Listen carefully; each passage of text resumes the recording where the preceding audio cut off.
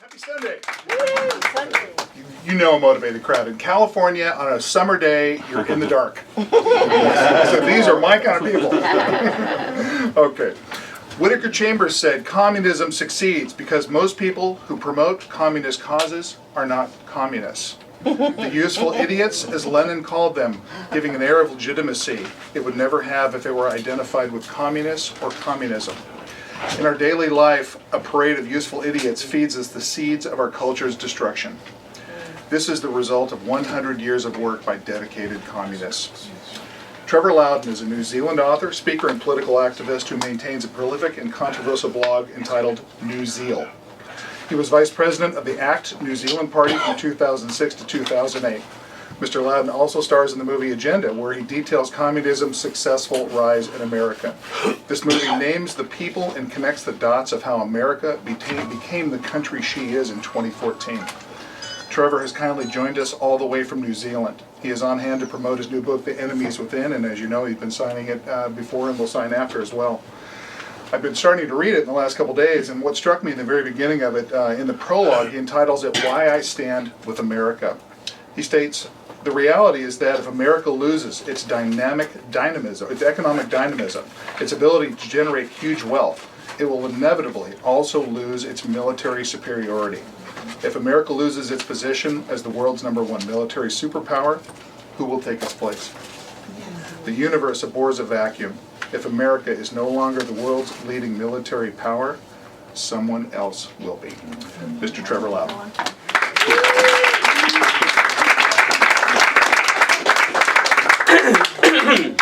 Hi guys, thanks very much for coming, and thanks for the welcome, Mike and Duncan. It's great to be here.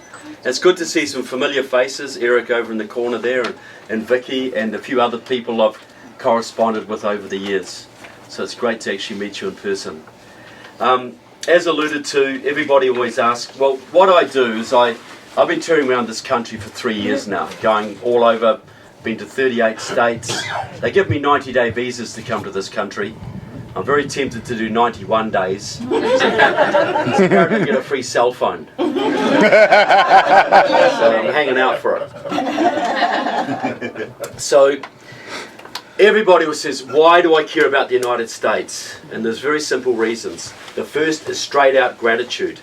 Now, my country was saved in World War II by the massive sacrifice of your fathers and uncles and grandfathers at the battles of Guadalcanal and the Coral Sea and Midway. And that's a memory very strong in my country today. The second reason is related but more selfish. You know, Ronald Reagan had it right. This is the last best hope for mankind.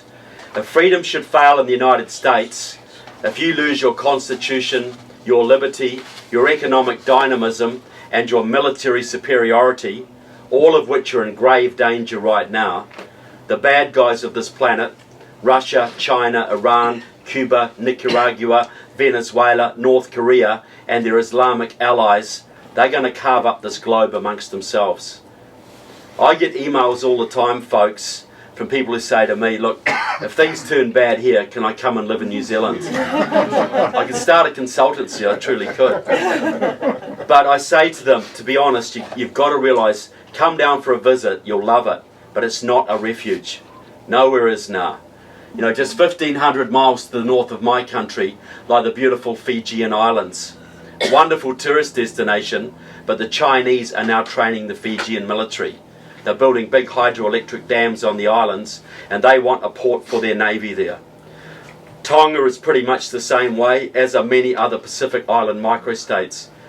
2 years ago, the Australian Minister of Defence, and if you're not sure, Australia is a tiny island off our west coast. Alright? Let's get it in perspective. He was up in China for talks, and the top Chinese general publicly embarrassed him. He said, now is the time for Australia to choose. You need a godfather, but will it be an American godfather or a Chinese godfather? If you are smart, you will choose China, because we are the growing power in the region.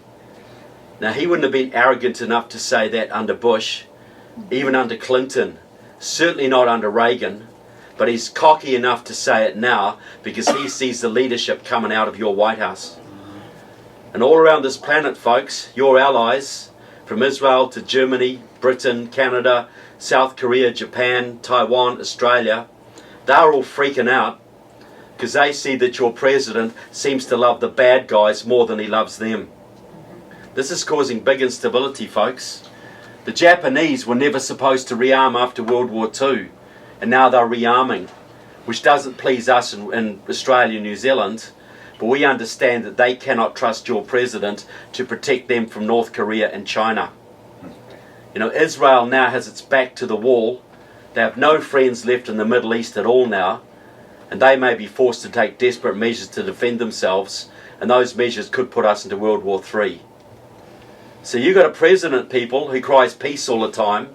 He's got a Nobel Peace Prize in his trophy cabinet, yet he has abandoned Reagan's doctrine of peace through strength. Now what happens when you lose your strength, folks? What's happening in the world right now? Chaos. Would the Ukraine be happening now and Iraq be happening now if you had a Ronald Reagan in the White House? No. But it is, people. The world is heading towards war. You know, China is building a big blue water navy in the Pacific. Russia is expanding into the Ukraine and then into Europe. Iran wants to dominate the Middle East. You've got the world, radical Islam is on the march everywhere. Communism controls most of Latin America. The Chinese control most of Africa. The world economy is teetering on the brink. And your president seems to think this is the time to cut your military. You know, you've got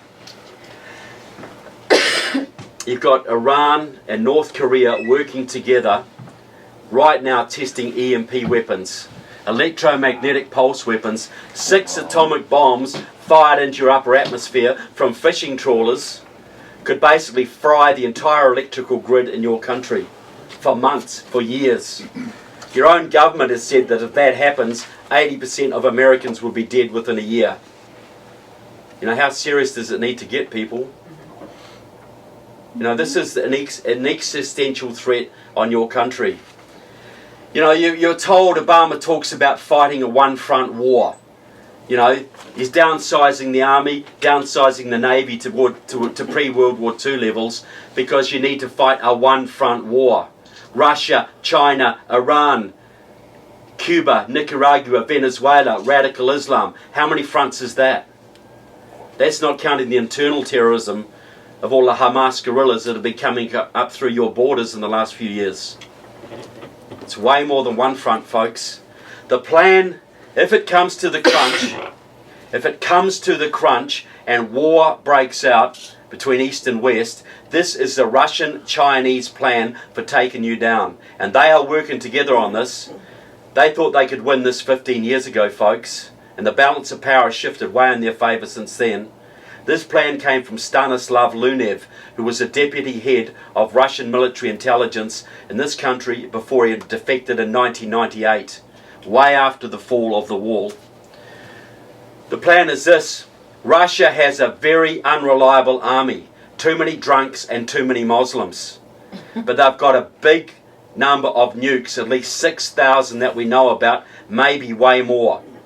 China doesn't have many nukes, but they've got a huge surplus of young men. They've got 20 or 30 million young men who are never going to marry because they've been aborting baby girls for decades. That's a big social problem, folks. They know that's going to blow up in their face before too long. So the plan is this: if it comes to war, Russia attacks the United States with a nuclear strike. They think they'll take out a lot of your nuclear weapons on the ground. They don't have to defend against too many of them. They will then invade Alaska and parts of Canada, but they will stop at the border. Then the Chinese come across the Pacific and wave after wave after wave after wave.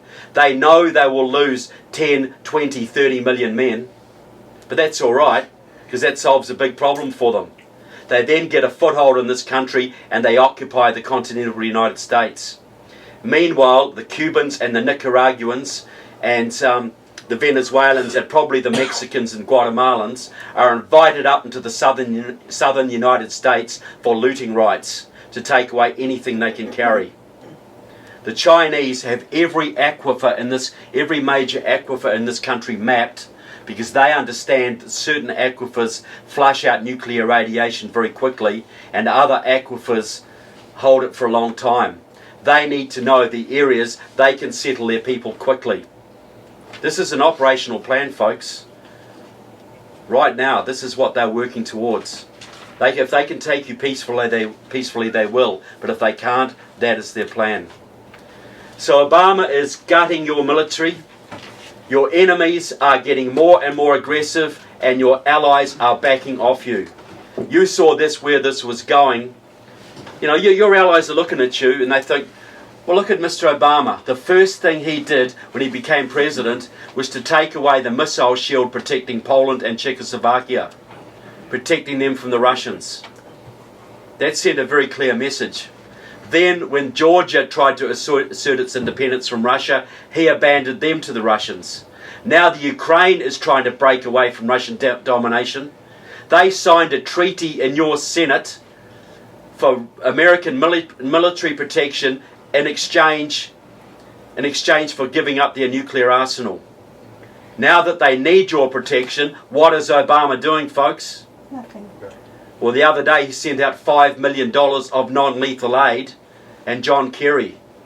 Which is more insulting, folks? The worst thing that John Kerry would ever do to the Russians is cut off their ketchup supplies. People, Obama put some sanctions out the other day on some rich Russians. This is supposed to terrify Mr. Putin. I saw a rally in downtown Moscow. A woman held up a placard saying what she thought of those sanctions. The placard said this: "Your porn is harder than your sanctions." Hurts, doesn't it? You've got to remember, Obama's worked with pro-Soviet Marxists his entire life. Frank Marshall Davis in Hawaii, Alice Palmer, a bona fide Soviet collaborator, got him his first job in politics in Chicago. Quentin Young. They put him into power, folks, and their number one item on their agenda was always to destroy your military. Because they know if they could take your military out, their friends in Russia and China would rule this planet. And who has done more to alienate your allies and destroy your military than this current president? The most significant thing your president said in his entire first term of office, when he was caught off mic in South Korea with then Russian President Dmitry Medvedev. "Yes, Mr. Medvedev, when I get re-elected, I'll have more flexibility to deal with you." "Yes," said Medvedev, "I understand. I will pass your message on to Vladimir. We are with you." How much more blatant does it need to get, America? How much more of a warning do you need? Taking down your military is your president's number one priority. And if he can do that and America falls, the entire Western world goes with it. That's how serious this is. Now my books, I've only got one here unfortunately, my second book. My first book was Barack Obama and the Enemies Within. 700 pages, folks, detailing Obama's pro-Soviet, maybe you can hold it up, ma'am. Obama's pro-Soviet Marxist ties, radical Islamic ties, the whole lot. And I'll tell you straight, you can see how big that book is. I got bloody sick of lugging that around the country, I can tell you. Okay? And I vowed and declared my next book would be smaller and lighter. And this one is The Enemies Within, Communists, Socialists and Progressives in the US Congress. And guess what? It's bigger. Because those commies just kept on coming, folks. And I couldn't leave out Karen Bass, could I? Or Barbara Lee, or Maxine Waters. That's right. Or Nancy Pelosi, or Barbara Boxer, or Amy Berra, or Mark Takano, or George Miller. You got a lot of them in California, folks. I profile 51 members of the House, and about 12 of them are from this state.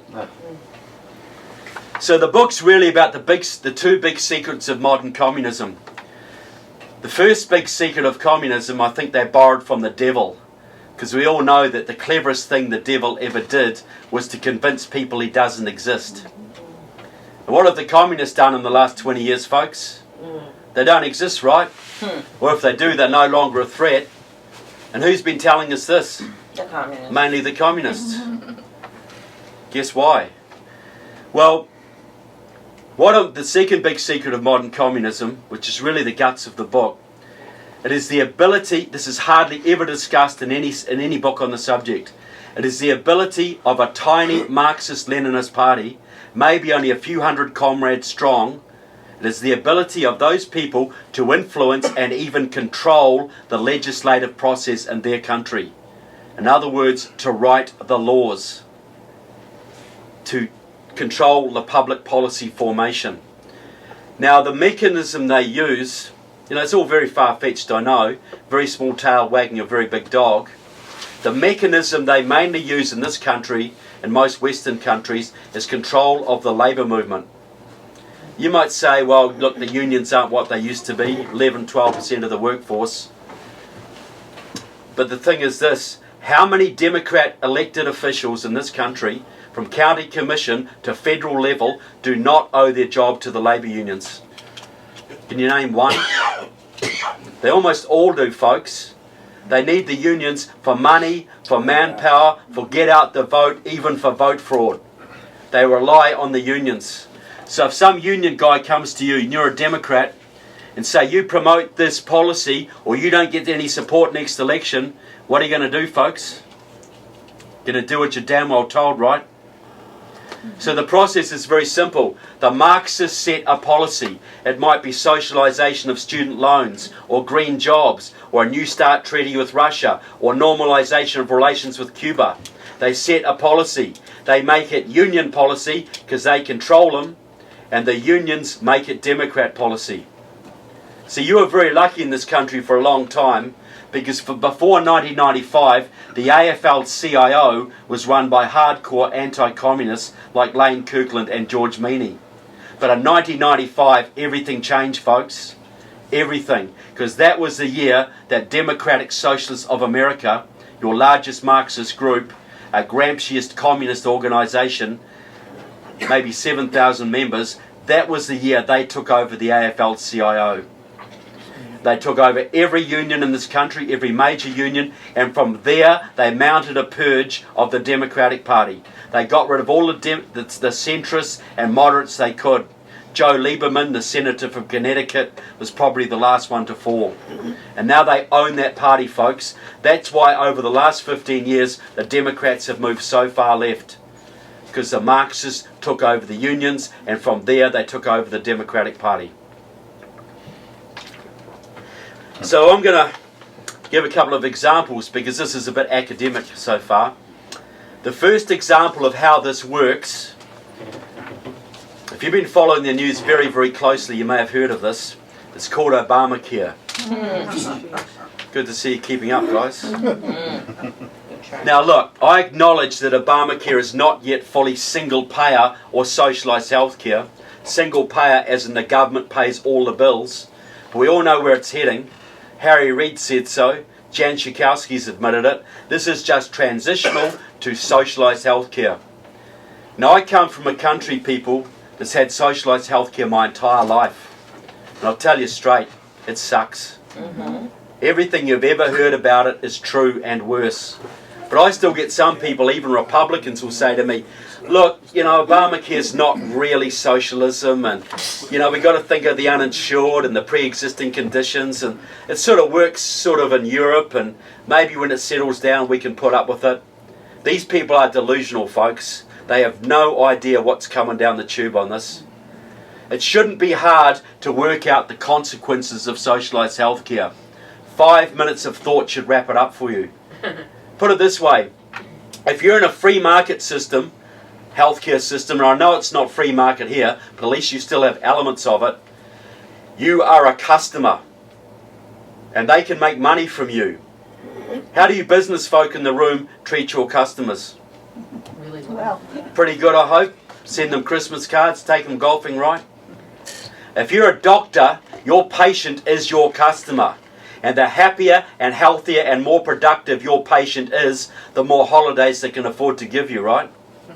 That's how it works, isn't it? But what if you're in a single payer system? The government pays all your healthcare bills. Very attractive to a lot of people. But there's a catch. Because the budget will be fixed, X amount. Health needs are unlimited. Fixed budget, unlimited needs.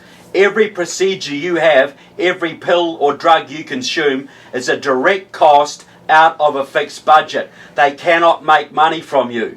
What do you then become, folks? Nothing. Well, you're a liability.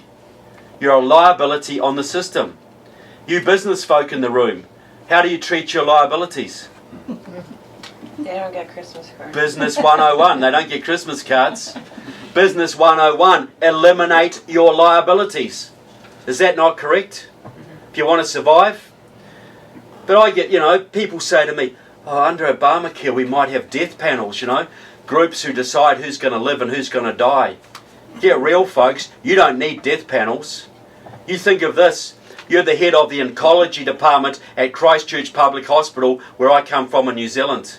You've got a budget of, say, $50 million a year, a fixed budget for chemotherapy to treat cancer patients. You've got a 75-year-old guy in this bed with prostate cancer. You can give him $100,000 worth of chemo and extend his life 2, 3, maybe 5 years. You've got a 7-year-old girl in this bed who's got leukemia. You can give her $100,000 worth of chemo and extend her life 20, 30, 50 years. She may grow up, marry, have children, have a career. It's the end of the financial year. Your fixed budget is running out. You can only afford to treat one of them. What are you going to do, guys? Is it hard to work it out? Fixed budget, unlimited needs. How do you do that without making life and death decisions every day? Every head of every oncology department, cardio department, neurology, on every Western country is making these decisions every day. Who gets the morphine? Who gets the treatment? Every day, folks. We don't talk about rationing in New Zealand. We don't even think of it as a concept. We just know you can only think of rationing if you have plenty, folks. When you don't have much, you don't think of rationing. We know that if you're old and not paying taxes and you're a useless eater, you do not get the same treatment as someone who's young and productive. You just don't. It's how it works in Australia, New Zealand, Europe, Britain, Canada, which is why they all come here. But it's going to be different in America, right? Because the laws of economics don't apply here, do they? People, you already have single payer in this country. You've had it for a long time. And I guarantee you would not send your kids to be treated there. One is the Indian reservations and the other is the Veterans Administration. What is the VA, folks, but single payer? The government pays the health bills. What happens when their budget runs low? When they can't have enough for all the junkets for their, for the employees? What happens? Your veterans get denied treatment. Is that not what happens? And they die. Guess what? That is single payer, and that's what needs to be driven home to the American people. That is Obamacare, folks. The Veterans Administration times 1,000,000. That's what it is. So the father of the single payer healthcare movement in this country is a man called Quentin Young. In my day, he's a retired physician from Chicago. He's pushing 90 now. In my darker moments, I often wish he'd gone to live in Britain 20 years ago, because he probably wouldn't be with us now.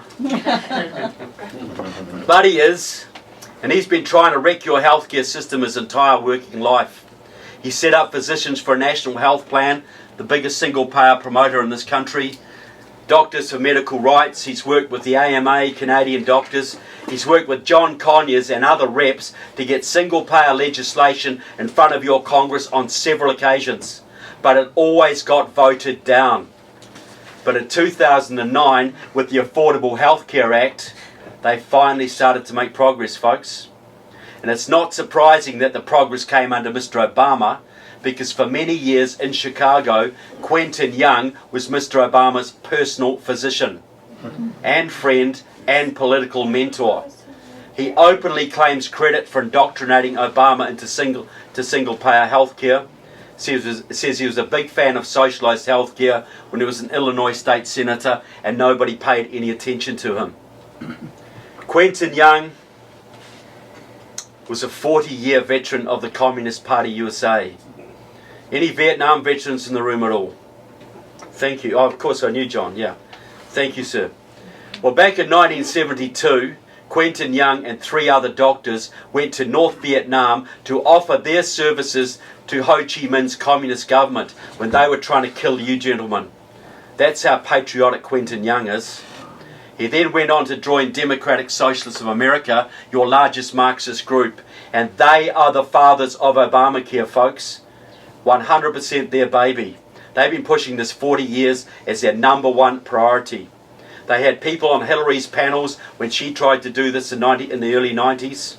They've been promoting this through Physicians for a National Health Plan, through the AFL-CIO, which they control, and also through the Congressional Progressive Caucus, which they set up. That is 80 members of your House that basically is used as a transmission belt for Marxist legislation into your Congress. All of them were used, folks. And right now, they are boasting in their publications that Obamacare is going to fail. It's going to fail, people. It's a screw up. But it's not quite so good, because then they're going to blame the greedy doctors and the nasty insurance companies, and single payer comes next. That is the plan. Now, just before the last election, the Obama campaign put out a little video designed to embarrass Mitt Romney. They said, "Hey, Mitt, guess what? The joke's on you, Mitt. You know how you think Obamacare sucks and you want to get rid of it. Well, the architect of it, their words, John McDonough, he was a Massachusetts state legislator and a Harvard academic. He designed us for it, Mitt. And guess what? He was the same man who designed Romneycare, and he says they're basically the same system. So ha ha, Mitt." And it's true. John McDonough did design both systems. But what they didn't say is that John McDonough was the Boston chairman of Democratic Socialists of America, a Marxist. So a Marxist designed Obamacare. The same Marxist group promoted it through the Progressive Caucus, Physicians for a National Health Plan, and the AFL-CIO. And another member of the same group, Quentin Young, personally indoctrinated your president into it. I think they might have had some influence, folks. 7,000 members they have, and they're about to socialise between 1/6 and 1/4 of your economy and consign millions of Americans to early deaths. Are you going to let them get away with it, folks? You can still stop this, people. Those Canadians are relying on you. Trevor, quick question. What part did Robert Creamer play in that? That's the guy. Well, Robert Creamer is married to Jan Schakowsky, who is a card-carrying member of Democratic Socialists of America. So he's very, very involved. He wrote the blueprint for it too. He was very involved. I can't prove he's a DSA member, but he's married to one and has worked. And his wife, his former wife, Sandra Day or something, she was also a member. And he wrote. Didn't he not write the blueprint while he was in prison? Yes, for fraud or embezzlement or something. Right. Yeah. You know. Wow. Character reference. I should have actually mentioned that because that's a very good point. So, the other big Marxist scam that's happening right now, we've dodged a bullet on this one for a little bit, but it's big in the news right now, is comprehensive immigration reform, otherwise known as amnesty.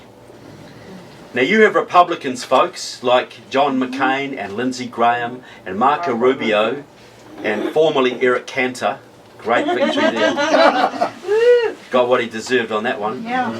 They have been telling you people that immigration reform or amnesty is good for the GOP. Amnesty is good for the GOP because you give 12 or 20 or 30 million illegals citizenship and voting rights. They're all going to be so grateful, right? They're all going to become good little Republicans. How delusional can you get, folks?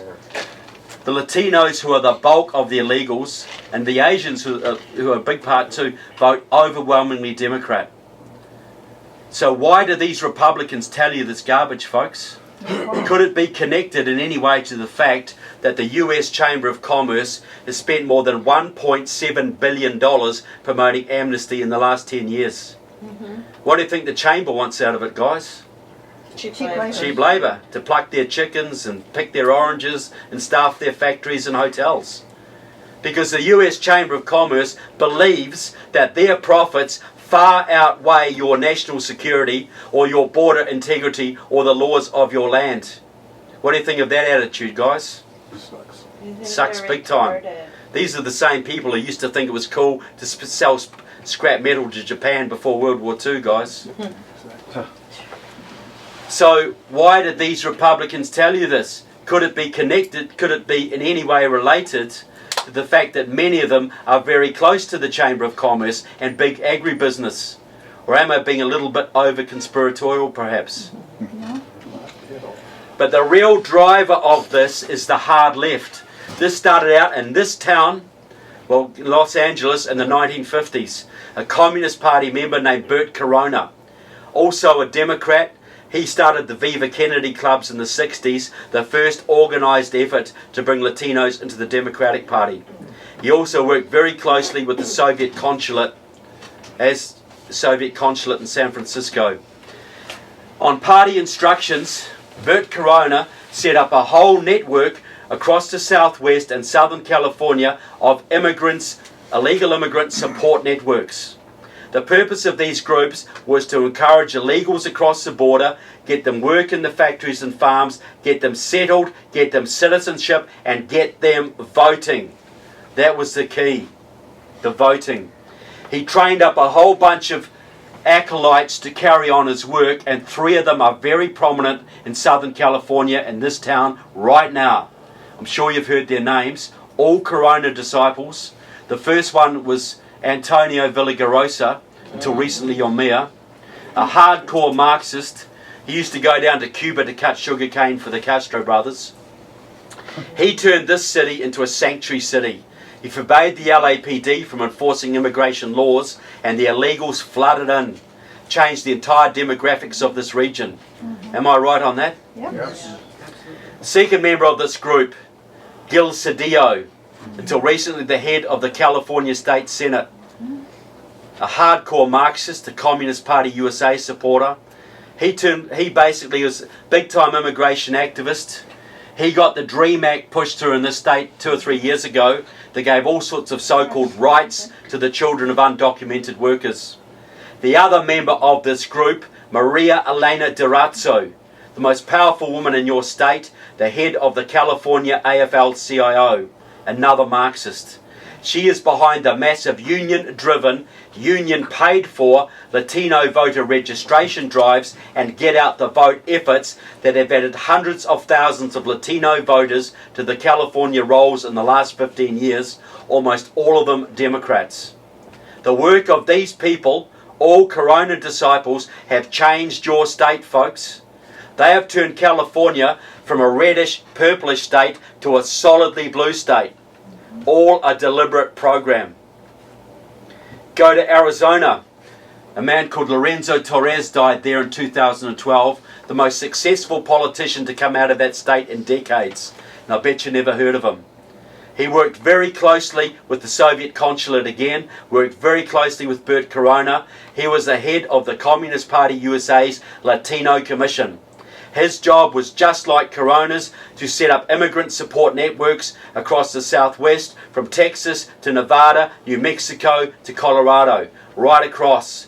He also led the opposition to any attempt to crack down on illegal immigration. He led the big rallies in Tucson and Phoenix a couple of years ago against SB 1070, a battle thanks to the Tea Party that he lost. He also set up the movements in Tucson and Phoenix that gave Arizona, one of the reddest states in the Union, 3 Communist Party supporters in their congressional delegation. Raul Grijalva, Ed Pastor, and the freshman Kirsten Sinema, all profiled in my book. But the man leading the movement today, and he used to work in Los Angeles for a long time, is a man called Eliseo Medina, former executive vice president of the SEIU union, largest labor private sector union in your country and the one with the biggest Latino membership. He is the man that got the bill pushed through the Senate, the immigration bill pushed through the Senate, and he's been using his union comrades across this country to rally outside the offices of Republican congressmen to get them to flip their vote on immigration. He is the leader of the movement, folks. He is a card-carrying member of Democratic Socialists of America, a supporter of the Communist Party USA. He's a former member of Obama's Latino Advisory Committee and was personally consulted by Obama before this latest push for immigration started. He has also worked very closely with Raul Grijalva on immigration issues and very closely with Luis Gutierrez, the rep from Illinois who is driving this in the House. Gutierrez is a former member of the Puerto Rican Socialist Party, a pro-Cuban Marxist-Leninist outfit. Now, I don't know, but any union members in the room or former union members? One or two? Okay. Which organisation, gentlemen, in this country 20 years ago was leading the charge against illegal immigration? Against. It was the AFL-CIO. They were constantly lobbying Congress to increase penalties on any employer caught employing illegal aliens, because they saw quite correctly that illegal immigrants were unfair competition for union members and would drive wages and conditions down. Very logical. So in 2014, which organisation is leading the charge to legalise illegal immigrants? The unions, SEIU and the AFL-CIO. So why was it bad? Why was illegal immigration bad for union workers 20 years ago when it was way smaller and good for union workers today? How does that figure, folks? The reason is this. Before 1995, the AFL-CIO, for all its faults, was there to represent the interests of its members. After 1995, when they were taken over by Democratic Socialists of America and the Communist Party USA, they were there to promote socialist revolution. Illegal immigrants are real bad for union workers, folks, but they're great for socialist revolution. The unions are selling out their own members right now, taking their money and selling them out because the revolution comes first, folks. And it took Eliseo Medina, the Marxist, 5 years of hardcore lobbying to get them to flip their vote from anti-illegal immigrant to pro-illegal immigrant, which he achieved at their big national convention in Louisiana in 2000. Medina did it, folks, and you got to give him credit because it's not easy to get union members to vote against their own interests, and he did it. But why does he want it?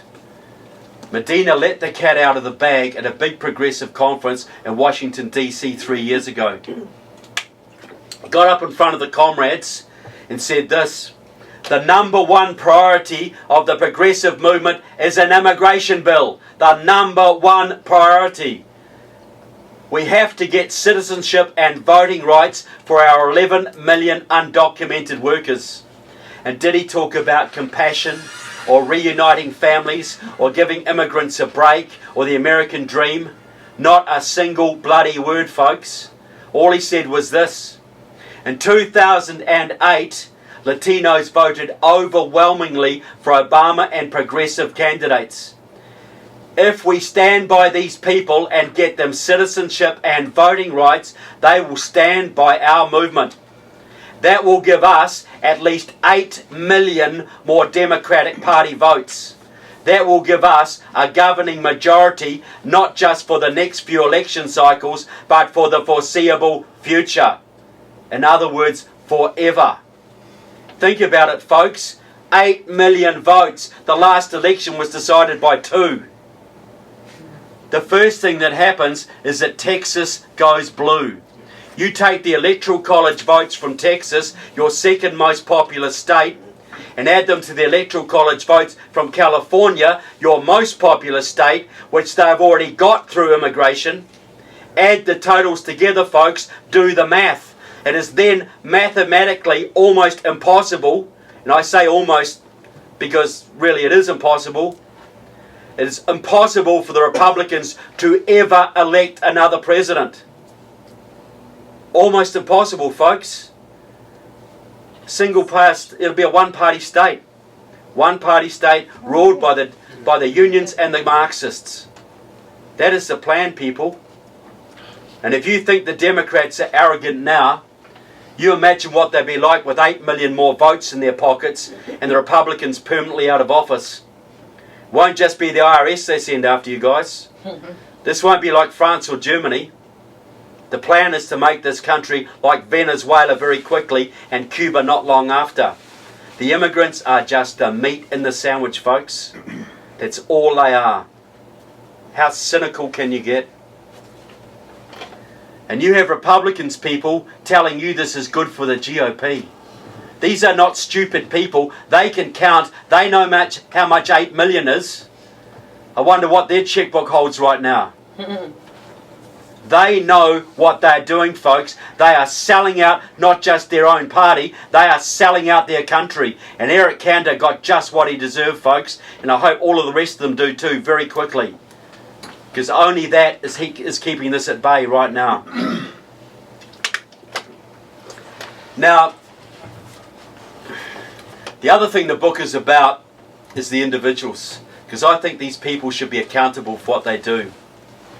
Now, anybody, I profile 51 members of the House and 14 senators in that book. Anybody in this room, not counting military, ever applied for a federal government job who is willing to admit it? You, sir. You, sir. Now, did you guys need an FBI security clearance for your positions? No. You didn't. You did. Maybe you got one and you didn't know. I know that most people would get them. Oh, I know I did. Yeah. And they can go through your underwear drawers, right? Check they can check your family background, childhood, where you've travelled overseas, your religious affiliations, your drug habits, anything. They will go through your underwear drawers. I've got a friend who applied for a federal government job in the last 2 years. Wasn't even high level. The FBI drove to Canada and interviewed his communist uncle. On the basis of that, he was denied that position. And fair enough, folks, because you're in the federal government. You might have the ability to influence public policy someday. You might be guarding the president. You might have state secrets under your control. They need to trust you because this country has enemies, right? But what if you're a young Marxist radical like Barbara Lee or Maxine Waters or Karen Bass or, or what's his name? Barack Obama. Or Javier Becerra. What if you're someone like that who hangs around with the Communist Party and they control the local unions and they control the local Democrats and they can put you into office? And there you can serve in Congress on the Homeland Security Committee or the Science and Technology Committee or the Armed Services Committee or even the Intelligence Committee. And you can have access to all sorts of government secrets and the ability to influence public policy, not just on a national level, but an international level. How much of an FBI security clearance do you need for that one, guys? Nothing. Zero. Because the people are supposed to vet the candidates, right? And the media is supposed to help you do it, right? Can you see the problem with that scenario? Look, they did it with Mitt Romney. They did it with Sarah Palin. We knew all about Sarah Palin's kids' Facebook pages. We knew all about Mitt Romney allegedly beating up some young gay kid when he was 17. We knew everything about them, folks, because you had a right to know. This is a question of character. They might be leading your country someday. You have a right to know as voters. And you do. But why don't you have a right to know about the elephant's graveyard of skeletons in Mr. Obama's closet? Or Maxine Waters' closet? Or Barbara Box's? Or Karen Bass's? Or Javier Becerra's? Why don't you have a right to know about them, guys? Is there a double standard operating there? And then some. People, you have this massive hole in your national security. You imagine, say you're a North Korean spy or a Nicaraguan or a Venezuelan or a Cuban or a Russian or a Chinese or an Iranian sitting up in the United Nations with networks across this country in the Labour movement and the Communist parties, and they have the ability to elect their sympathisers to your Congress or your Senate and get any information they want and influence public policy in certain directions. Do you think those spies are so stupid and lazy they will not take advantage of that opportunity? People, if they screw up, if they don't do their job, they don't go home to a fat pension. They might go home to the gulag. Do you think they're going to ignore that massive hole in your national security that you could drive a Sherman tank through? Do you think they're that dumb or lazy? You have members of the Congressional Black Caucus, folks, who go down to Cuba on a regular basis, and I quote Raul Castro in my book, boasting about this, how they talk to him about how they're going to change policy in your country to ease trade and travel restrictions on Cuba, so basically the Cubans can send more spies and terrorists to your country. What do you call it, folks, when someone goes from your country to a foreign country, an enemy foreign country, to help them against you? Traitor. It's happening every day, folks. It's happening all the time. People, think about going back in history. It's been going on for a while. You Vietnam veterans in the room, did you lose that war in the jungles of Vietnam? You won every battle. But were you handicapped in your fight? Yep. Were there certain rules of engagement you had to follow? Places you couldn't go, places you couldn't bomb. Is that true? Yep. I've heard this many times. You were held back every step of the way. And when you withdrew, the South Vietnamese government had military aid cut off and communist victory was inevitable. Am I right? So who did that, people? That was done in your Congress, by Democrats in your Congress who are allied to the Communist Party USA, which was basically an agency of the Communist Party of the Soviet Union, which was allied to the Communist Party of North Vietnam.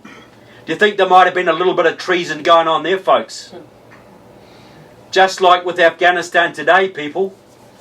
Your troops are held back today by your congressmen, some of whom are allied to Iran and China and Cuba. Do you think there could be a little bit of treason going on? And how many of those people who sold your troops out in the field and condemned many Americans to unnecessary deaths, how many of them ever paid a single penalty for it, folks? John Conyers is still in Congress. John Kerry is Secretary of State. John Conyers, people, leading the Judiciary Committee for years and years and years. The body that writes your laws, the body that oversees the Federal Bureau of Investigation and grants their budget. John Conyers has a 50-year history with the Communist Party USA, 40 years with Democratic Socialists of America, and also very close to the Workers' World Party, a pro-North Korean, pro-Iranian outfit. A hardcore Marxist, folks, a hardcore anti-American communist, and he controls the budget of the FBI and writes your laws. Do you wonder why the FBI would never investigate John Conyers or his colleagues? What do you think would happen if they did, folks? Charlie Rangel won the Ways and Means Committee for decades, the body that writes your tax laws, doesn't follow them, but he writes them. 50-year history with the communist movement. Invited Fidel Castro to New York in '95. I have pictures of them smiling together. Member of at least 2 Soviet fronts that I know about. Rosa DeLauro, one of your very top Democrats, right up there with Nancy Pelosi, has an office in the headquarters of the Connecticut Communist Party. Her best friend is Joel Fishman. I have pictures in the book of them hugging.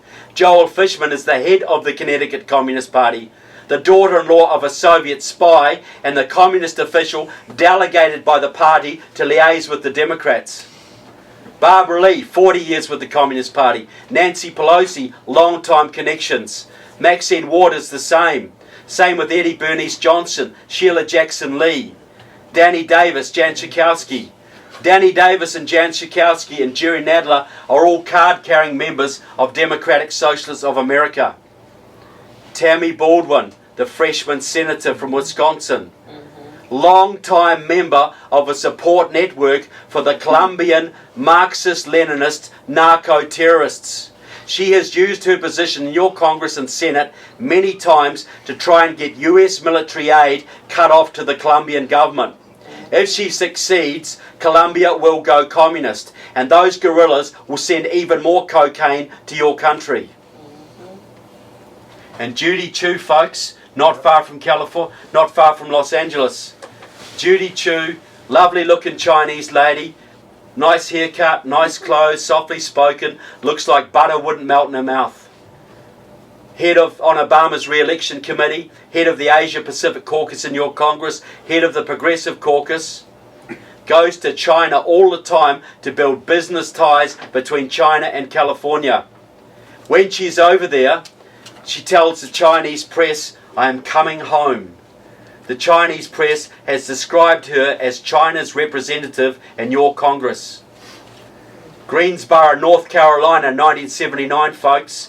The Communist Workers' Party, a hardcore, nutcase Maoist outfit, total fanatics, got in a street gun battle. Machine guns were used with the KKK. Broad daylight, folks. 5 people died in the streets of Greensboro, North Carolina. The Greensboro Massacre. Look it up. Pretty extreme, don't you think? Judy Chu used to head one of the Communist Workers' Party's main front groups. She still works with at least 5 former leaders of the Communist Workers' Party right now. One of them is Kent Wong from Los Angeles, who helped her to set up the Asia Pacific Caucus in your Congress. Right now, folks, you've got at least 100 members of your House and 20 members of your Senate who wouldn't get a basic security clearance to clean the toilets at any military base in your country. And neither would your president. You think that could be an issue, guys? But I don't want to depress you people with any of that or bring you down in any way. Am I a little bit late? Sorry about that. Tell us something good. Hang on, man. Look, in 2000, don't leave now, man. I don't want you to slit your wrists or anything. Look, in 2008, the left thought they had a slam dunk. They had the House, they had the Senate, and they had their man in the White House. They had it, folks. They had it in the bag. And they were going to steamroll Middle America out of existence once and for all. Their agenda was all written out, people. 40 years of infiltration was finally paying off. But in 2009 and 2010, something miraculous happened. Guess what that was, guys? It'll be hard for you to figure it out. You guys, where were you? You came out of nowhere, out of left field, or maybe right field perhaps. And you blogged, and you marched, and you emailed, and you rallied, and you agitated, and you phone banked, and you put some spine into that GOP, folks. And you took back the House in 2010. What did that do, guys? That brought the agenda of the left to a grinding, screeching halt. You stopped them stone cold dead, people. They had it in the bag. They were breaking out the vodka. All that was opposing them was John Boehner. You think that scared them? People, they had it in the bag, and a bunch of amateurs and novices came out of nowhere and took their toys away. And some of you wonder why they hate you. No, we don't wonder that. You're genuinely surprised by this. Why did they call us dirty names? People, they had it. They had it, and you stopped them. Do you understand that the Tea Party saved America? Do you understand that? A lot of Tea Party folk don't, because you're in the battle, you don't see it. But I'm from outside, folks. Millions of people around this planet understand. Had you not done what you did, the entire agenda of the left would be in now. Card check, cap and trade, green jobs, Obamacare would be locked in. 10, 12, 20 illegal immigrants would be voting in 2014, folks. Where would you be then? You'd be screwed, folks. Seriously, you would be screwed. Did you save America? Nope. You did, people. Temporarily. Temporarily, you gave it a second chance. And you got to keep fighting, but you did even more than that. Because what you did, you and Glenn Beck, the 912s, you kick-started the second American Revolution. I've been to 38 of the 57 states, folks.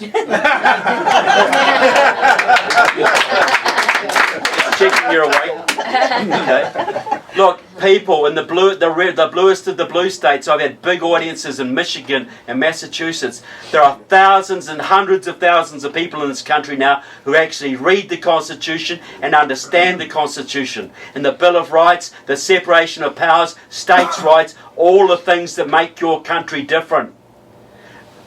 That was a phone box movement 5 years ago, folks. And now it's all over. It's all over this country like nothing else. There are more people who love the Constitution in this country now than at any time since the Revolution, folks. And you have fought back on Agenda 21. You've fought back on Common Core. You've taken over school boards and county commissions. And you've put some spine into that GOP and taken back state legislatures all over this country. And now some of them are giving the finger to the federal government. Is that important, folks? Yeah. Michigan is a right-to-work state because of people like you. How miraculous is that one? How miraculous is that? People, sometimes I think the Tea Party movement is a little bit like baby Superman. You do not know your own strength. The immigration bill would have gone through the House without you. You know that. They were terrified of what you did to Marco Rubio. Now they're terrified of what you did to Eric Cantor. You saved your country on that front. But I'll tell you what else. I was in Washington, D.C. last year. I went to the Institute for Policy Studies 50th anniversary bash. And I'll tell you what, folks, they are hardcore progressives. They used to work with the KGB. Now they work with the Cubans. Lots about them in my book. I went there, I paid my $75 and I put my name badge on and I mingled with the Marxists. Because I wanted to know what they were thinking, folks. This is the ideas factory of the Obama administration. I wanted to know what their agenda was. And I'll tell you straight, people, I got bored stiff. I got bored, folks, because they talked about one thing all bloody day. You. Tea Party this, Tea Party that, Tea Party this, Tea Party that. The Tea Parties took the state legislature's office. How do we not see this coming? They took us by surprise. We got to do this all over again. What happened? How do we counter this? All day long. They hardly mentioned the Republicans, folks. It was Tea Party, Tea Party, Tea Party. It was tedious. People, if you don't know your own strength, your opponents do. Because they understand that the only thing standing between them and what they want is you. That's what they understand. You just need to understand that. Now, look, I'm fired up today. I'm going to give you both barrels, right? If you want to walk out, you can walk out, but I'm going to give you everything today.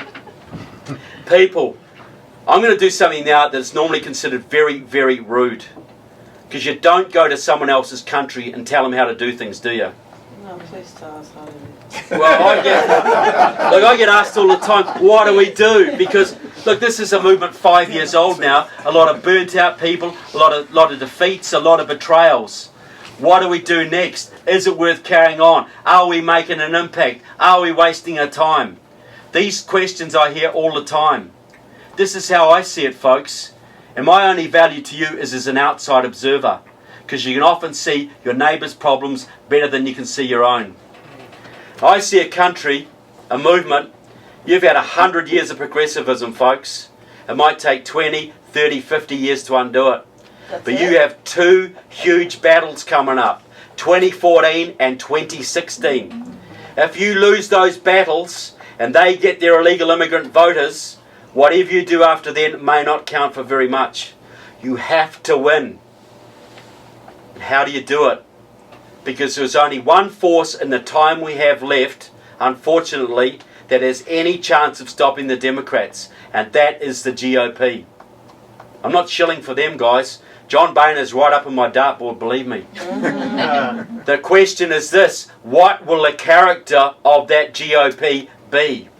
Because if they give you Jeb Bush, folks, if the old guard prevails, you're going to lose people. And even if you fluke a win, old Jeb, Common Core is great, illegal immigration is an act of love, Bush will just keep progressivism rolling on a little bit slower, maybe faster.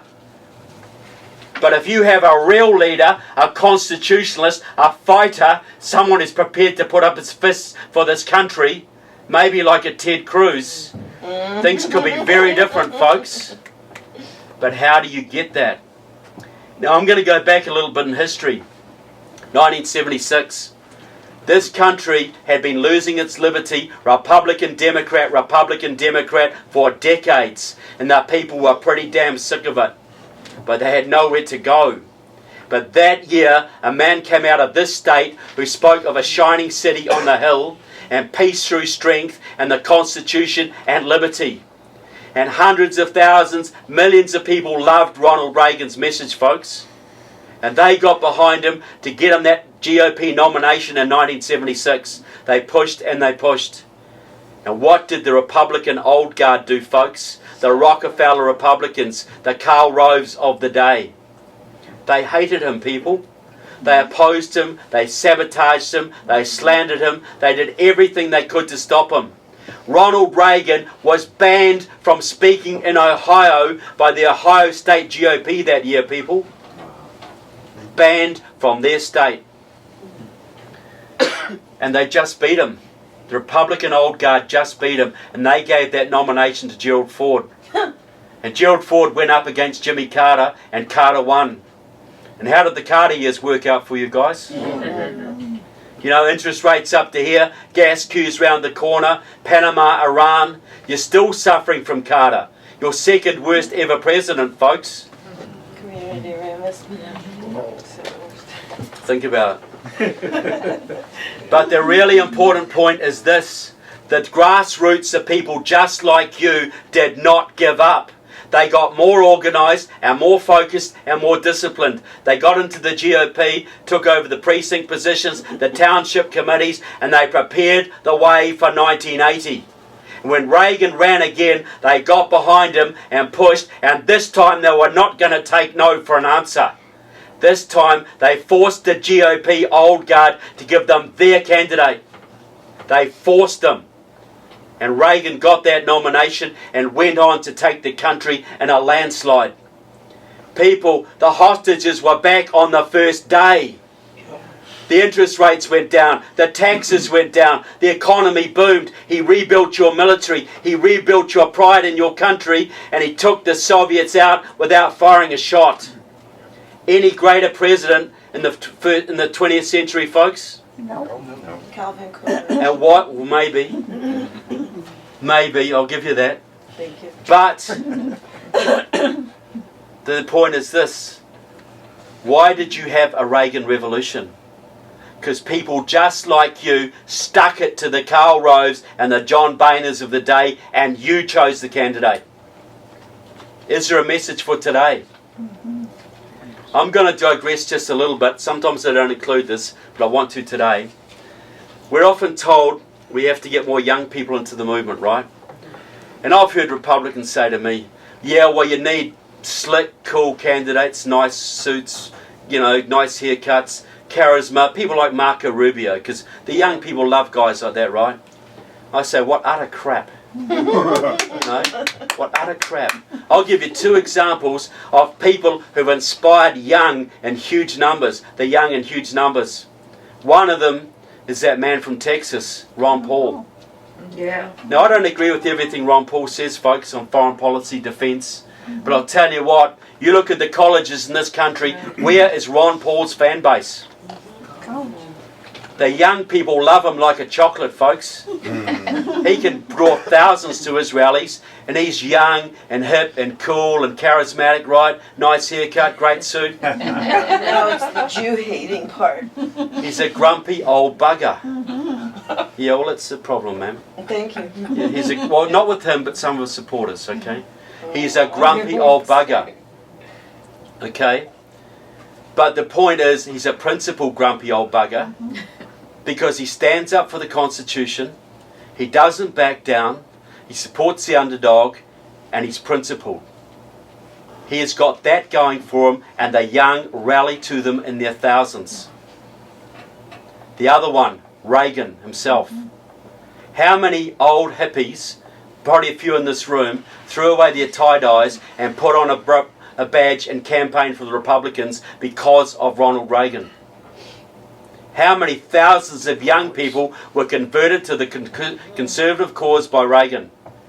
Because he didn't talk about gross national product figures and the things that Republicans think turn people on.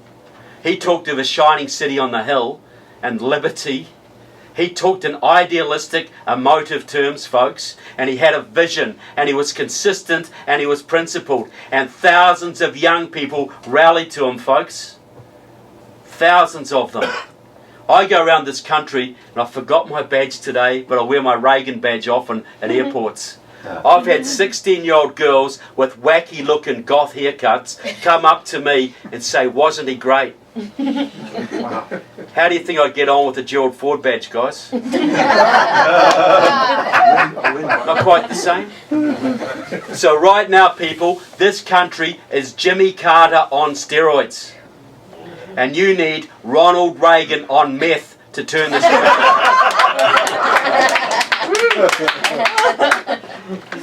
You need to go way beyond Reagan, people, to actually, way beyond what he could do, to actually gut your federal government and restore your constitution. But how are you going to do it? Reagan was a genius, people. He could unite the social conservatives, the fiscal conservatives, and the defence conservatives, the three legs of his stool. He did it. Right now, your base is very fractured. You got 1 million libertarians who gave their votes to Gary Johnson last time. You got social conservatives, fiscal conservatives, defence conservatives, moderate Republicans, 2 million GOPers who stayed home last time. You got the Tea Party folk. And you've got several million evangelical Christians who don't even vote, not even registered. They alone could turn this country around. And guess what, people? Some of these groups don't like each other very much. Did you know that? No? There's a lot of fraction, a lot of disunity. But can you afford to lose any element of your base if you are to win and make your victory worth something? Because you got vote fraud against you, people. You got the media against you. Can you afford to spurn any element of your base? So how do you unite them? The one thing they all have in common is they all want something. I guarantee every person in this room has a pet issue that drew them to the movement. Maybe it's Common Core, or the Federal Reserve, or a better defence policy, or Israel. Is there some issue that got you excited about the movement? Everybody's got something, right? So this is what I would do if I was a man like Ted Cruz. I'd want to run early, way before the primaries, way before Bush gets up ahead of steam. And I'd be going to all these groups right now and saying, I want to build the Reagan Coalition plus now. And this is how I'm going to do it, guys. The first thing that's going to happen is that Alan West will be on my VP ticket early. And then for you libertarians, Rand Paul will be Secretary of the Treasury, and he can do what he damn well wants to the Federal Reserve and the IRS, carte blanche. Energy voters, Sarah Palin, Secretary of Energy. Drill, baby, drill. Drill in your backyard if you want to. $1 a gallon gas for every American family. Scott Walker, Secretary of Labour. Right to work in every state, folks.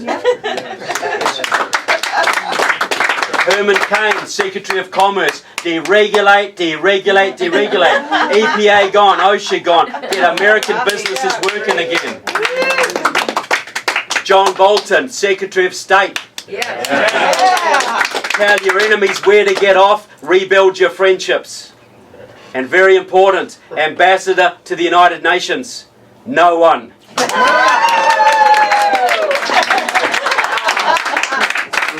Dr. Ben Carson, Secretary of Health and Human Services. End the welfare culture. Attorney General, Mark Levin. Get on to the vote fraud, guys. And for the Christians who don't care about politics, but they do care about the education of their children, I would say to them, we're going to get rid of Common Core, we're going to protect your homeschooling, because David Barton will be Secretary of Education.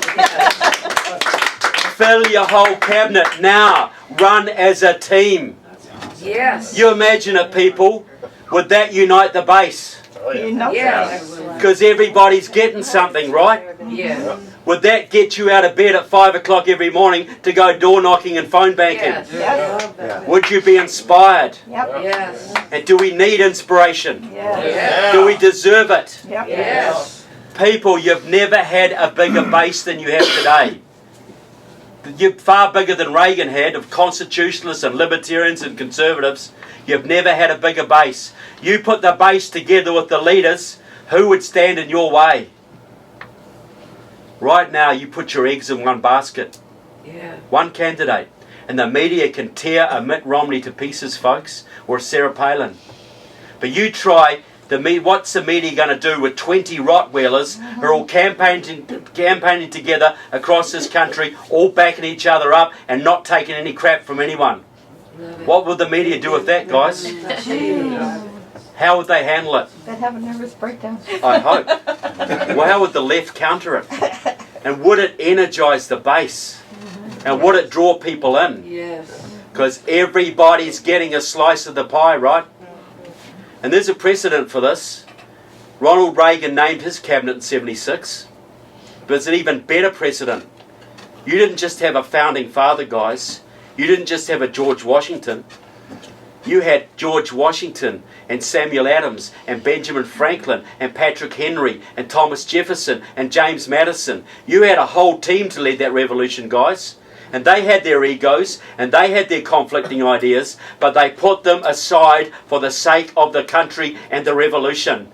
And look what they achieved, people. Amen. Look what they achieved. So if you have a team to run the second American Revolution, think what you could achieve. Think where you could take this country. So what I'm asking for from you people is 2.5 more years at least of the hardest work you have ever done. You've done 5 years at this, people. Hard, thankless, grueling work. It isn't easy. You've had to give up time with your families. You've had to give up your sporting activities, your cultural pursuits, your hobbies. You've put stuff, you've made sacrifices, folks. And I know what it's like. I'm away from my kids 6 months a year. I know what it's like. Okay? But you have to do this.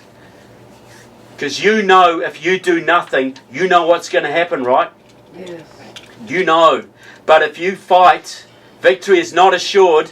But I know this. If you fight and give it everything you have, you will earn the very least you get. It's the right to look your children in the eye and say, I did everything I could. What is that worth to you? And if you win, and you can win, you will give your children not just the country you inherited, but one even greater. You will spark liberty revolutions across this planet, folks. Is that worth fighting for? Yes. So what I'm asking for is sacrifice. I truly am. But I want some perspective here. I was up in Morristown, New Jersey last year. I went to the encampment where 10,000 of your troops spent the winter of 1780. That was a harsh winter, people. That was a little ice age. That made this winter look like Hawaii. 10,000 troops started that winter, and death, desertion and disease took 4,000 of them. The troops were stealing every chicken they could. They weren't paid for months. They were boiling up their boots to eat the leather. The officers were eating their pet dogs. But they went through that winter, folks. They went through Valley Forge. They went through a whole bunch of winters like that, away from their families for months at a time. Chased across every state. Lost far more battles than they ever won. Far more battles. Dodging British bullets and eating berries in the snow to survive. And they persevered, people. And George Washington prayed at Valley Forge. And then he went on to take the British out at Yorktown. How? Before he ran for election. Yeah, well, he did And that that in book was 76. published. He Right. did, Yeah, no, in the late, in 76, Yeah. after he lost then. But Martin Anderson wrote a book about it sometime in the late 80s. So that's out there, and I just heard an interview with Peter Berkowitz of Hoover Okay. about that very issue. So it's very interesting. Yeah. Look that up. Yeah, well, I didn't know that at the time, but it's a great concept. Yeah. And, you know, if Reagan did it and the Founding Fathers did it, I don't see why you guys can't. Yes. You know? Before you take another question, I was mistaken. The carton did come with your other book. Oh, We do okay. have both books available. I had that. Well, carton- okay, well, can you just check, because I need to take 8 books up to Redlands because I pre-sold them when I didn't have them. So Okay. whatever's, I don't know how many's in the carton. Leave but at least 8 in there. yeah, leave it 8 and then the rest just maybe put it on the Okay. table. But just so yeah. you know, both books are available, and I'm sorry for the mistake, but it's Okay. available and they'll be out on the desk. Okay, that'd be great. Thanks. Are they on CD? No, I have a. What's this I name? think you're injured. Oh, I am too. Oh, thank you. Okay. No, I've got a DVD of my speech. The speech I gave today, I've got a DVD Oh, out there good. for $10, which you can share with your friends. Picture's worth 1,000 Yeah, words. the books are on Kindle and Nook, but not on CD. No, look, to transcribe 700 pages with all the documentation, and it relies a lot on visual too, so it wouldn't really work. Okay. Yes, Vicky. I was wondering how much, if any, the CIA is involved in moving Obama's platform forward. Yeah, well, look, it's interesting because we see the CIA as a monolithic force, but it's always had left-wing and right-wing elements in it. You know, like I think the KGB got into the CIA at the beginning, because while Bill Donovan, the guy who set up the OSS, the Office of Strategic Services, deliberately recruited communist veterans of the Spanish Civil War because he wanted people with European military experience.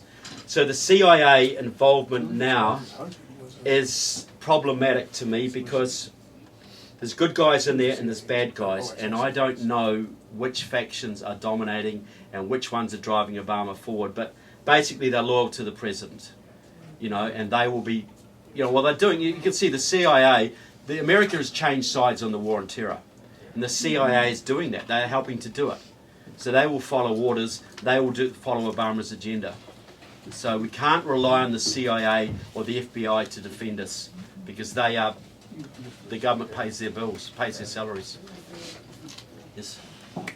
What I'm terrified of is, I know that we have stopped amnesty a number of times. You know, that's what got me involved in politics in the first place. And when I got emboldened by it when we stopped it during the Bush administration. And we've stopped it so far now, but I'm terrified because they say Obama's going to use the phone and the pen and do it himself. Well, that's what he's going to attempt to do. Oh, absolutely, I agree. And we've got to keep the pressure on as much as possible. The only reason it hasn't gone through now is because of the efforts of people like yourselves. And that's why we have to take back the Senate this year, to try and give them at least some nads to, you know, to stop him. Yeah. Because things can be done, and he is going to try and do it. There's no question. Yeah. But it's de facto, it's ongoing right now. Well, it is. He's bringing, it's de facto right now, but they will try and amp this up because this is a Democrat importation scheme. And the reason they're putting it into the Republican states is they want to create trouble. You know, it's Arizona and Texas that are taking the bulk of this. It's the children. It's the children. I know. How cynical can you get? How evil and cynical can you get? Yeah, Man, that's about as evil and cynical. Thank you very much for your very impassioned speech and for taking the time out of your life to do what you do. It's obviously very important. You know, the Tea Party is not going to be able to convince Ted Cruz to, you know, appoint this guy and that guy and that guy. But what can we do, you think, at the grassroots level? What are the ways that the Tea Party can be the most effective at the grassroots local level? Well, you see, there wouldn't be a Ted Cruz without a Tea Party in the first place. Right. So we know that. Look, they've got a Ted Run petition out right now. They're trying to get 1 million signatures. When he's got 1 million signatures, he's going to announce, okay, that he's going to run. So the quicker that 1 million signatures is gathered, which is not hard for the Tea Party to do, that's going to empower him right from the start. The other thing is to get into the GOP. Look, I've had Tea Party people say to me, look, I got so disgusted with the GOP, I resigned, that'll teach him. Yeah. You know, look, the precinct positions in this country are half vacant. That is the bedrock of the GOP. There's enough Tea Party people in this country to take over every one of those positions, take over the township positions, and basically set the course of the GOP. That's the big secret in this country. The GOP won't tell you that. That is the most effective thing the Tea Party can do right now, is take over the base of that GOP to prepare the way for as many Conservative candidates and decent candidates as they can for 2014 and 2016, and prepare the way for Ted Cruz or someone similar. You know, the victory's not guaranteed if you do that, but if you don't do it, you're going to get a Jeb Bush. Simple as that. No more bushes. Yeah, no more Bushes. Even if Jeb Bush was a reincarnation of Ronald Reagan, I wouldn't want him. Who wants another Bush? You know? How they think they can win on that, I have no idea. Yes. Why didn't the Democrats in 2009, 2010 give amnesty? I know they were doing a lot of other things, Obamacare, the economic destruction they were doing. 10 minutes out of their day, they could have guaranteed the fate of this country. Well, I thought they could keep the House in 2010. And it was they knew it was very contentious and very risky. They wanted to do it after 2010. And I think there was pressure within their own ranks too, and from the unions.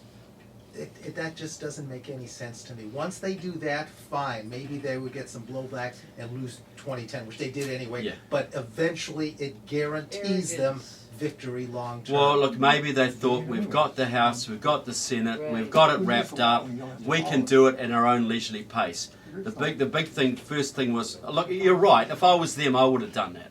And I can't say definitively, but they didn't, and thank God they didn't. They were resting on their laurels, thinking they had it all made. Yeah, they had it in the bag. They didn't see the Tea Party coming. No. You know, so I don't know why exactly. There'll be a whole bunch of reasons, but I'm just thankful they didn't. Who needs a law when you can break it at will? Yeah. Well, doing it every single day. that's the other point. Yeah. Yes, sir. I don't know how many other people here raised their hands when you asked if there were any union members in here. 2 or 3 there were. Yeah. I was a union boss in the AFL-CIO for 4.5 years. In the Los Angeles County Federation of Labor, my overlord, I guess you might say, is someone I'm really happy to see you ferreted out, Comrade Maria Elena Yeah, Durazo. and Miguel Contreras, who was her husband. And, yeah. That's right. She is the comandante of the Reconquista. Yeah, oh yeah. Republicans, first when I've talked to Reince Priebus, all the Republican congressmen I meet, and all the others, they never heard of Maria Elena Durazo, and they look at me even more incredulously when I claim that she's the comandante of the Reconquista. Yeah, yeah. So what's the Reconquista? Well, it's the claiming back of the southern states for Hispanics from Mexico, isn't it? This is a Mexico City PRI, Partido Revolucionario Institucional, is the Communist Party of Mexico. Yeah. They've been communist ever since the Mexican Revolution. Yep. They were taken over by Bolsheviks, Trotskyites. PRI is the Communist Party. Yep. This is a Mexico City plan. Maria Elena Durazo is the daughter of some corrupt Mexico City Marxists. Okay. She is here to take back the southwestern United States, and I would contend, more than any other single person in America, is dictating to Barack Obama our immigration policy. Look, I absolutely agree. You know, I mentioned it. She plays a role right up there with Medina. She was on she's on Obama's re-election committee, I think. She is very close to Obama, a big Obama supporter, and she is numero uno as far as that goes in the state. You know, so I might not know as much as you know about her, but I know a lot, and she is a very key figure, absolutely. And I've got quite a lot about her in my book, and I've got a big file on my KeyWiki website. If anybody doesn't know, I've got a website called KeyWiki, which has got 64,000 files on it, profiles of American leftists from the president down to street-level communists. Durazzo's on there, Villagrosa's on there, half your city council's on it. You know, look, LA is run by the Marxists, completely. There's no question. You know, they took it over in the 90s and they've had it ever since. And Villagrosa was just one of them, Garcetti's another one. So, you know, and they're using it, as you say, as a base for the Reconquista of the Southwest. They've got California largely, and they want to expand that across the Southwest, and it is a Marxist program. I got a letter that I found in Denver a few days ago. It was a letter from a LA communist, I've forgotten his name, talking about, and it was addressed to Bert Corona, who I mentioned,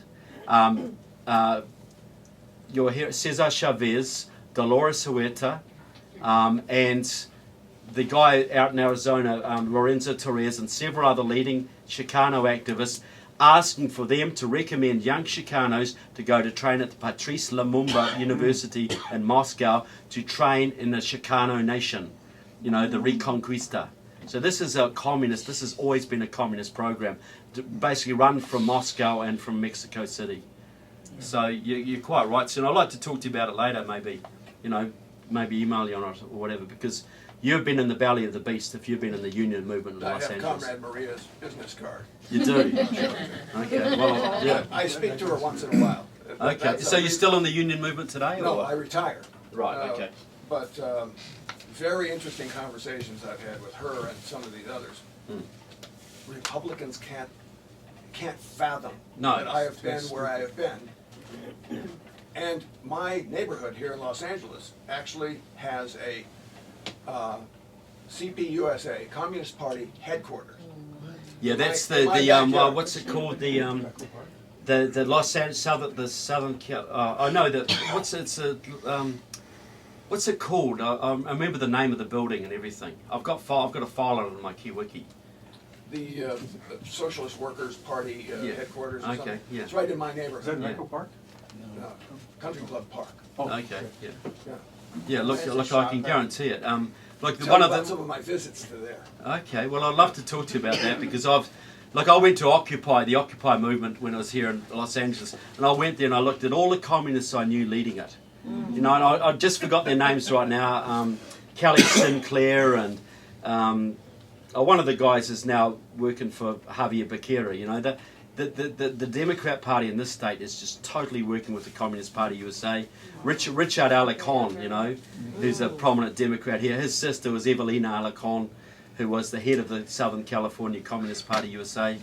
They got the Cesar Chavez holiday in the state, and that was one of their programs, and they got Obama to endorse that. And that's now being spread right across the nation, just to glorify their Marxist hero, you know. But he was against that. But the man right at the back. Yes, there was two quick questions that passed my mind, and that is,